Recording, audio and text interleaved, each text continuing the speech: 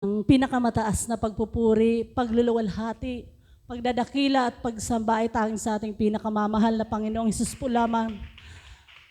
And I give double honor and respect to our dearly beloved and honorable parents in the Lord and to their beloved children. Sa indo po mga gabos na mga kapatiran, beloved preacher, ordained preacher na nangasiwa po dito. Tunay nga po na napakabuti ng ating pinakamamahal na Panginoong Hesus sa ating buhay. Sapagkat kung aking pong alalahanin, ang aming buhay nung araw napakahirap. Pero tunay na ang Diyos ay mapagpala.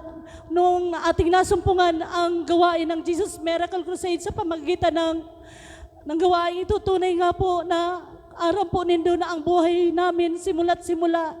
Napakagulo, pero tunay ang mahal na Panginoon ay nagbabago ng ating buhay higit sa lahat.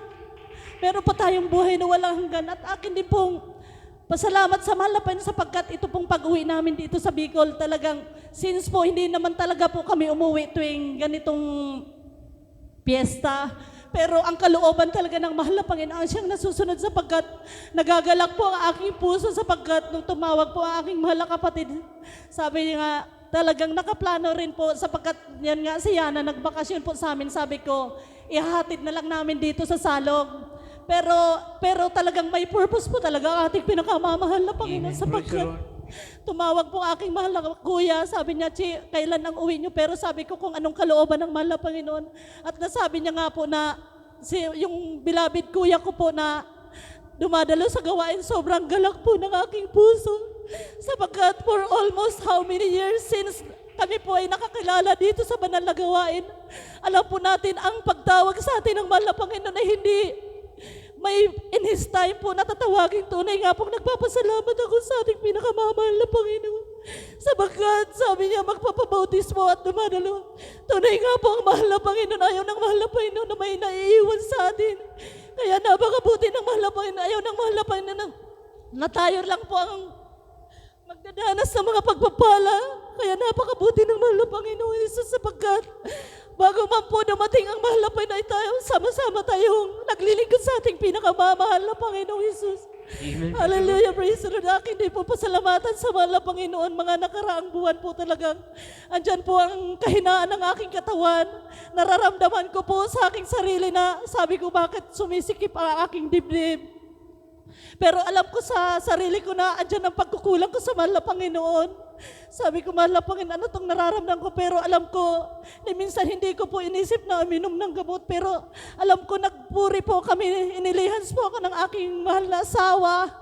Talagang kahabagan ng mahal na Panginoon, pinagaling niya po ako. Tunay nga po na napakabuti ng ating pinakamamahal na Panginoong Hesus.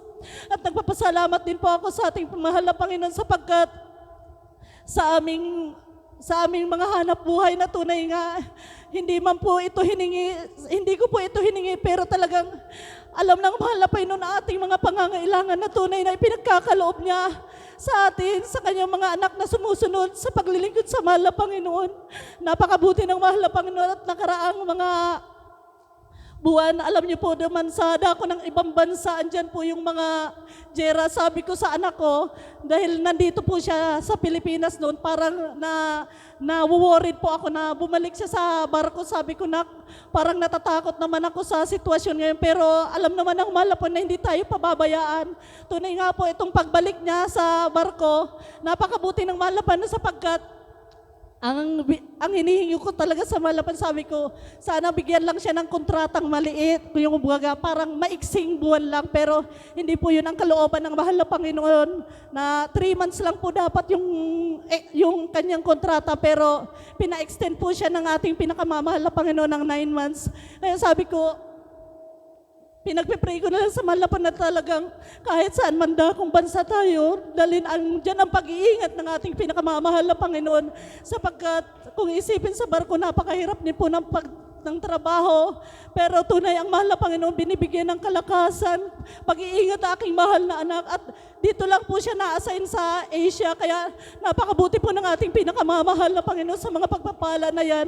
At akin din po pasalamatan sa mahal na Panginoon sapagkat itong mga nakaraang ano po, sabi ko mahal na Panginoon, medyo mahirap po sa amin yung aming negosyo dahil sobrang taas po ng LPG sa dako ng Maynila. Dahil alam naman po natin talagang tumaas po yan. Pero tunay ang mahal na Panginoon na bago man po tumaas ang gasolina at LPG, pinuntahan po na ako ng isang company na samantalang doon po talaga sa Taguig, medyo mahal po ang bigay sa amin ng presyo. Pero bago dumating po yung ano na yan, crisis na yan, 2 beses na po palang pumunta sa amin yung isang manager na kung isipin mo, 5 minutes nandun na po talaga kami. Pero hindi po ako doon nagpapakarga kasi mataas po yung bigayan sa amin. Pero talagang ang mahal na Panginoon, bago po naghirap, tumaas ang LPG, pinuntahan po ako ng isang manager na sabi niya, sige, ma'am, ilang beses na akong pumunta dito sa store niyo, hindi ko kayo naabutan. Kaya napakabuti ng mahal na Panginoon sapagkat hindi po kami nahirapan mag-hauling. 5 minutes, andun na po kami at binigyan niya po ako ng napakababang presyo. Kaya napakabuti po ng ating pinakamamahal na Panginoon na lagi niya po kami, hindi ko man po yun hiningi, pero ang mahal na Panginoon talaga gumagawang kaparaanan. Kaya nagpapasalamat po ako sa ating pinakamamahal na Panginoon sa pag-iingat, sa pag-uwi namin dito. Kami lang po nung ni Alex po ang talagang pinag-ingatan niya po kami, saan man po kami makarating, saan man po siya magmamaneho. Andiyan po ang pag-iingat ng ating pinakamamahal na Panginoong Hesus sa mga pagpapala na dati-rati, para kahit nga po 1 kilong bigas napakahirap. Pero ngayon tunay nga po ng mahal na Panginoon dahil yung hanap buhay ko po na dinagdagan na naman po ng panigabagong hanap buhay ng ating pinakamamahal na Panginoon na hindi na po kami nahirapan magluto sapagkat binigyan po yung isa ko pong tindahan. Nagbukas po ako ng isa doon na ginawa ko po ulit na kantin. Sabi ko, hindi naman po kami marunong magluto. Siyempre mahirap din po magluto. Pero napakabuti ng mahal na Panginoon dahil binigyan po ako ng mga tauhan na mapagkatiwalaan at higit talagang naiiwanan ko po sila doon na kahit umalis po kami, wala po akong iniisip. Kaya napakabuti ng mahal na Panginoon sa mga pagpapala na yan, financial, material, at dito ko na rin po napagkatapos sa aking mga anak. Maraming salamat sa mahal na Panginoon na dati-rati hikas sa buhay. Napakabuti ng mahal na Panginoon sapagkat kahit sa pamasahe, walang maipamasahe, pero ngayon talagang hindi lang 1, 2, 3, kundi 4 na sasakyan ang pinagkaloob sa amin ng ating pinakamamahal na Panginoon.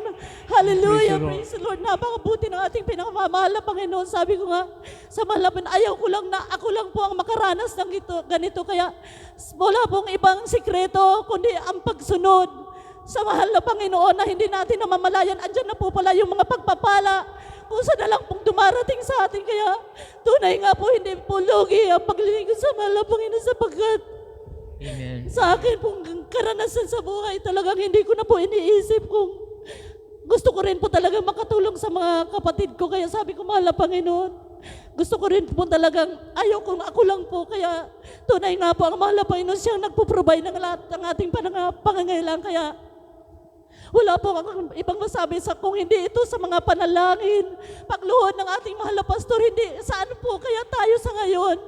Hindi po natin ito mararanasan. Kaya maraming salamat sa mga ginamit sa mga panalangin. Pagluhod, tayo po ang inabot.